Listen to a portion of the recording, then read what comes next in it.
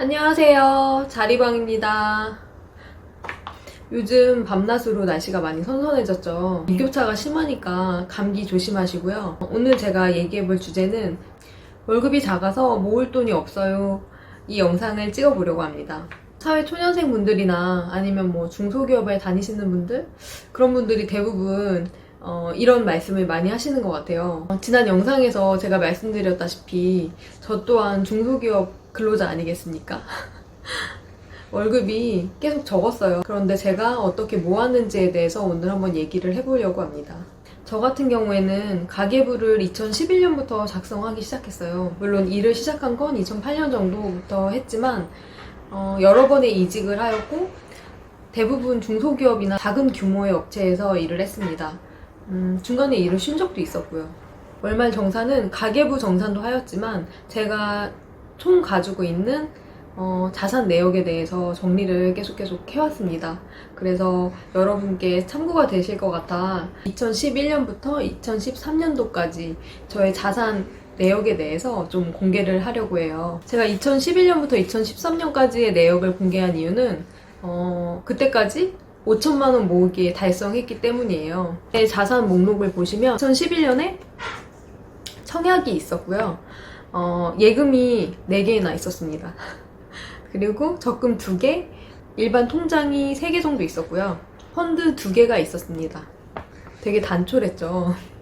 지금 현재 2020년 제 자산 목록은 이거의 한 3배, 4배 정도 길이가 됩니다. 2011년 이때 당시 저의 총 자산은 2천만 원이었어요. 이때도 일을 시작한 지 얼마 되지 않았을 때이긴 했는데 그래도 열심히 모았다고 저는 생각합니다. 2012년에는 아까와 비슷하게 청약이 그대로 유지되어 있었고 예금이 4개에서 5개로 늘어났네요. 적금도 하나가 늘어나서 3개가 되었고 일반 통장 3개에 펀드 2개, 이것은 동일합니다. 자산은 불과 1년 후의 기록인데 2천만 원 정도가 불어나서 4,300만 원 정도가 되었네요. 5천만 원이 얼마 안 남았습니다. 2013년 11월에는 청약 그대로 유지되어 있었고 예금은 4개였네요. 적금은 3개였고 일반 통장, 펀드, 그 다음 집에 들어갔던 뭐 보증금, 그 다음에 CMA 통장 등이 있었습니다. 제가 1년 단위로 11월 내역을 보여드리려고 했던 건데 2013년 11월에는 이미 5천만 원을 훌쩍 넘긴 5,600만 원 정도의 자산을 가지고 있었습니다. 이게 비단 3년간의 내역을 제가 보여드린 거긴 한데 이때까지 내역을 보면 와 진짜 많이 불어났다. 1년에 어떻게 저렇게 모을 수 있지? 생각하실 수 있는데 그 이후에도 이런 비율로 모으게 된 건 아닙니다. 좀 주춤한 해도 있었고 열심히 모은 해도 있었어요. 처음에 제가 서울에 올라와서 돈을 모으기 시작하면서 설정했던 목표는 2가지였어요. 첫 번째, 종잣돈을 모으자. 2번째, 결혼 자금을 모으자. 이게 제 목표였습니다. 처음 목표는 3천만 원이었어요. 뭐 3천만 원 정도도 되게 까마득하게 느껴지고 내가 할 수 있을까? 라는 생각을 정말 많이 했습니다. 그리고 결혼 자금으로도 그 당시에는 3천만 원 정도면 부모님 도움 받지 않고도 준비할 수 있지 않을까? 이런 생각을 했던 것 같아요. 3천만 원까지가 제가 봤을 때 돈 모으기 가장 힘들고요. 가장 어렵습니다. 가장 속도도 더뎌요. 그 다음에 5천만 원, 1억으로 가는 데는 이것보다 더 짧은 시간이 소요됩니다. 종잣돈 3천을 모아야 하는 사회 초년생 분들은 요즘 핫한 부동산이나 주식 등은 좀 남일 보듯이 관여하지 마시고 예적금으로만 모아 가시기를 추천드립니다. 돈을 모은다는 것은 본인의 소비 습관의 통제, 지출 파악 등이 정말 중요합니다.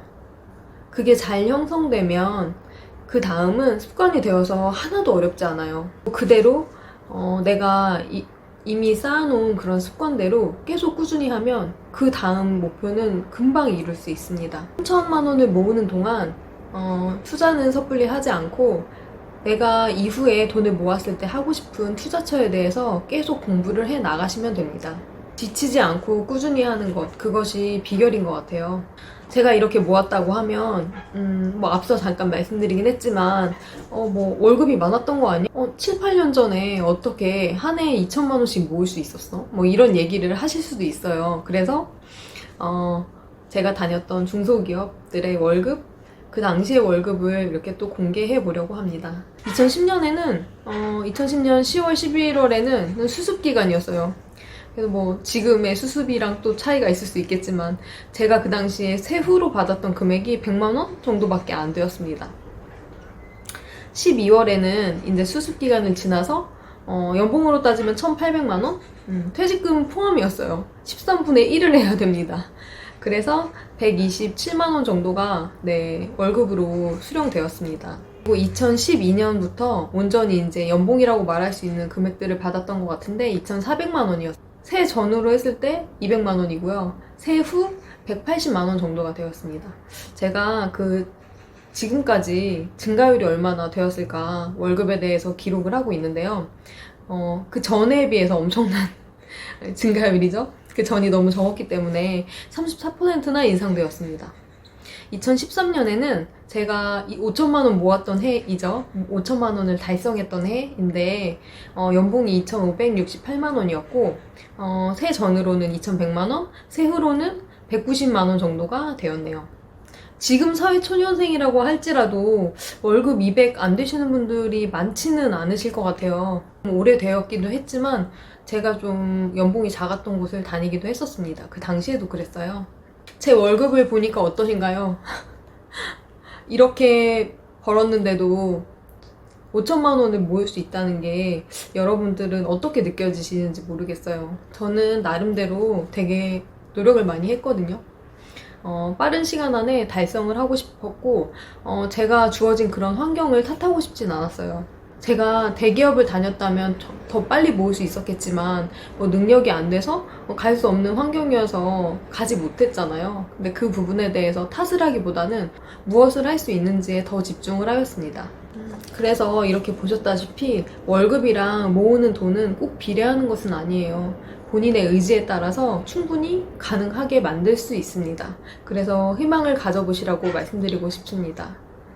서울에서 오랜 기간 자취를 했고 하숙이라든지 고시원, 원룸 등에서 오래 생활을 했습니다. 투룸 정도 되는 일정 규모 이상의 넓은 평형에서 살게 된 거는 그리 오래되지 않았어요. 제가 이런 말씀을 드리면 그렇게 생각하시는 분들도 계실 것 같아요. 뭐 우리 집은 뭐 그렇게 어렵지 않은데 이렇게 꼭 고생을 해야 돼요? 제가 말씀드리고 싶은 부분은 부모님의 도움 없이 자립해서 스스로의 삶을 꾸려나가는 것을 목표로 했기 때문에 이런 말씀을 드리고 있는 것입니다. 집에 돈이 많다면 뭐 선택의 영역이 될 수도 있겠지만 저는 단언코 그때 돈이 없고 가난했던, 고생했던 그 시절이 지금 제가 모은 돈의 액수보다 더 값진 인생의 자산이라고 생각합니다. 그 시절만 생각하면 지금은 너무너무 안락하고 편하네요. 그래서 너무 감사한 마음이 듭니다. 제가 좋아하는 인생의 멘토 법륜스님이 그런 말씀을 하셨어요. 어떤 청중이 스님처럼 통찰력을 갖고 싶으면 어떻게 해야 되나요? 이런 질문을 했는데 나처럼 고생하시면 돼요. 근데 스님처럼 고생하고 싶은 분 있으신가요? 아마 없으실 것 같아요. 인생에 그렇게 빠르고 쉽게 얻을 수 있는 것 중에 값진 것은 별로 없습니다. 저도 아직 부족하고 나아갈 목표가 훨씬 크지만 모두들 고스펙에 취업도 어렵고 힘든 사회적 여건 속에서 희망을 찾지 못하고 상대적 박탈감에 힘들어 하시는 분들에게 희망이 되고자 이렇게 영상을 찍고 싶었습니다.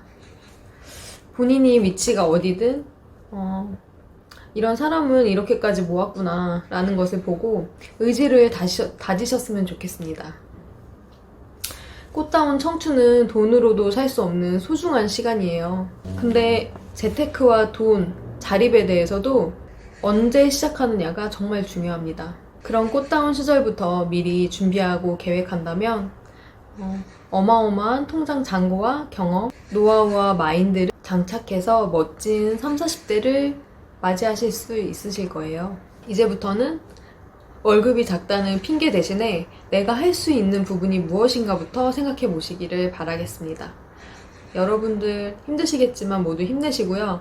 다 같이 잘 해봐요. 우리 할 수 있습니다. 화이팅!